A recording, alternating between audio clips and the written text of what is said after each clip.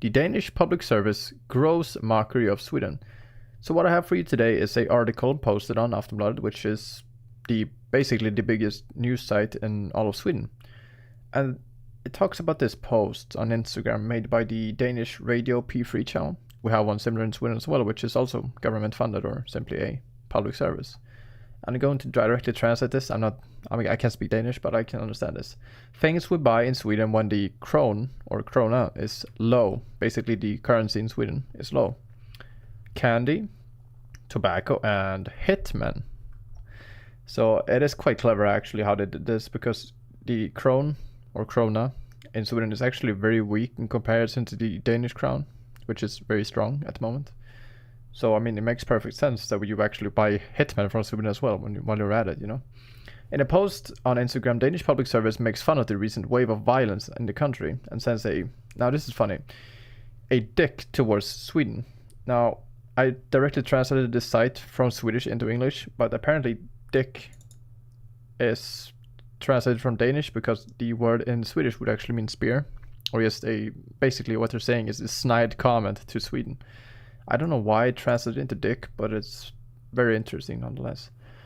And in the post, they actually commented under it as well. P.S. Dear gang leaders, would you please stop hiring underage murderers in Sweden? They write in a post.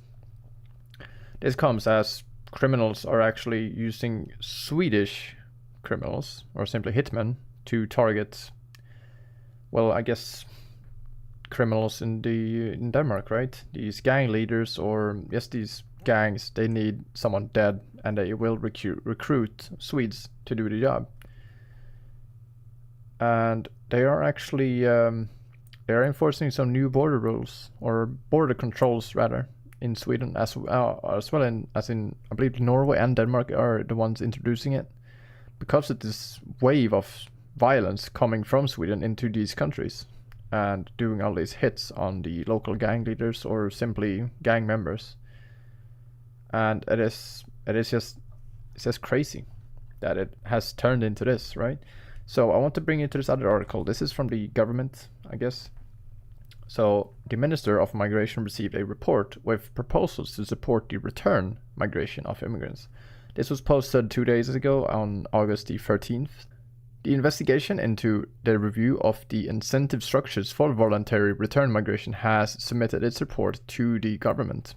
The investigation proposes changes which mean that more immigrants should be able to apply for financial support in the event of voluntary return migration, and that the rules surrounding the financial support are simplified and clarified. It is good that those who voluntarily want to return are offered support, including through a financial contribution. However, the support has not been a priority issue for many years, which has meant that few have known about it. A more appropriate regulatory framework and information efforts are two of several ways that the incentives for return migration can increase, says Maria Malmer Stenegård, basically the migration minister. I believe that is her actual post name. So I guess things are moving forward, at least in Sweden.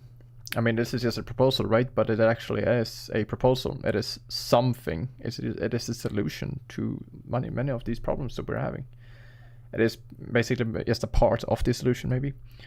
But it is a step forward, nonetheless. I didn't even know that people actually would able to have financial support in the event that you actually wanted to move home to your homeland. I didn't even know about that, but apparently you could actually have some support, which is interesting.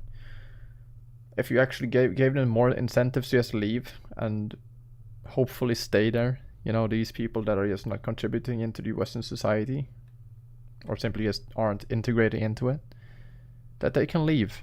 They can leave and they will have some financial support in doing so. Because we have to be able to remove these people from the country that they cannot integrate into. It is necessary. Otherwise, you're just stuck with them. Stuck with people who can't work, will not work, and simply are just a plague to society, a parasite.